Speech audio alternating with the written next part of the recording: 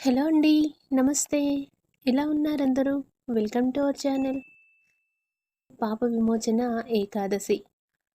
April 5 శుక్రవారం రోజున వచ్చింది పాప విమోచన ఏకాదశి. ఫాల్గుణ మాసంలో కృష్ణపక్షంలో వచ్చే ఏకాదశిని పాప విమోచన ఏకాదశి అంటారు. సంవత్సరంలో వచ్చే 24 ఏకాదశిల్లోనూ అత్యంత విశిష్టమైనది పాప విమోచన ఏకాదశి. సంవత్సరంలో వచ్చే చిట్టచివరి ఏకాదశి పాప విమోచన ఏకాదశి. సంవత్సరమంతా తెలిసి తెలియక చేసినటువంటి పాపాలు, తప్పులను పాప విమోచన ఏకాదశిని చేయడం ద్వారా తొలగించుకోవచ్చును. పాపాలన్నింటినీ తొలగించేదే పాప విమోచని ఏకాదశి అని చెబుతారు.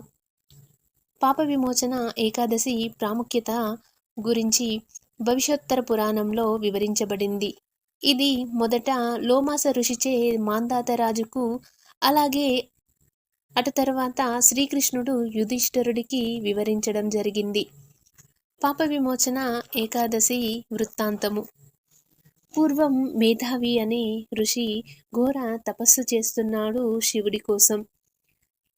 ఈ ఋషికి తపోభంగం కలగడం కోసము ఇంద్రుడు ఒక అప్సరసను, అలాగే చవ్యాన మహర్షి కుమార్తె మంజుఘోషను ఇద్దరిని కూడా పంపిస్తాడు.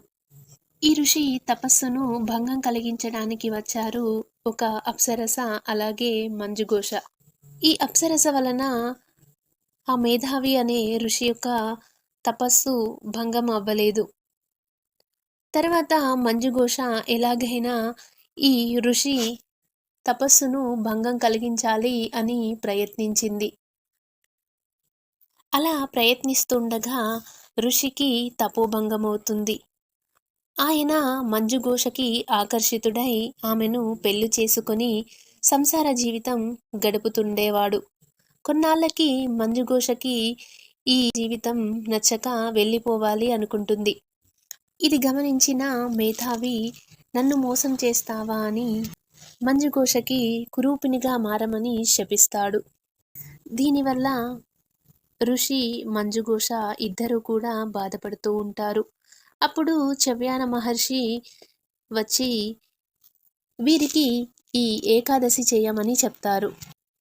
ఏకాదశి వ్రతం చేయటం వలన మీ పాపాలన్నీ ప్రక్షాళన అయ్యి మీరు సంతోషంగా ఉంటారని చెప్తారు. ఆ తర్వాత మేధావి, మంజుఘోష ఇద్దరూ కూడా భక్తి శ్రద్ధలతో, నియమనిష్టలతో ఈ ఏకాదశిని ఆచరిస్తారు. వారి పాపాలు ప్రక్షాళన గావించబడి మంజుఘోష పూర్వపు సౌందర్యరాశిగా మారుతుంది. ఆ తర్వాత ఇద్దరూ కూడా ఆనందంగా సంసార జీవితాన్ని గడుపుతారు. ఈ విధంగా ఈ రోజున వారి పాపాలకు విమోచనం అయ్యింది. కాబట్టి దీనిని పాప విమోచన ఏకాదశిగా జరుపుకుంటారు. శ్రీ మహావిష్ణువుకి అత్యంత ప్రీతికరమైనటువంటిది పాప విమోచన ఏకాదశి. ఈ ఏకాదశి రోజున ప్రాతకాలంలో నిద్రలేచి ఇల్లు వాకిళ్ళు శుభ్రం చేసుకుని చక్కగా ముగ్గులు పెట్టి, వీలైతే గుమ్మాలకు తోరణాలు కట్టి, ఆ తర్వాత ఒక పీఠం ఏర్పాటు చేసుకుని విష్ణుమూర్తి లేదా వెంకటేశ్వర స్వామి లేదా శ్రీకృష్ణుడి యొక్క చిత్రపటాలు లేదా ప్రతిమలను పీఠం పైన ఏర్పాటు చేసుకుని ఆ స్వామివారికి షోడశోపచార పూజ చేయాలి.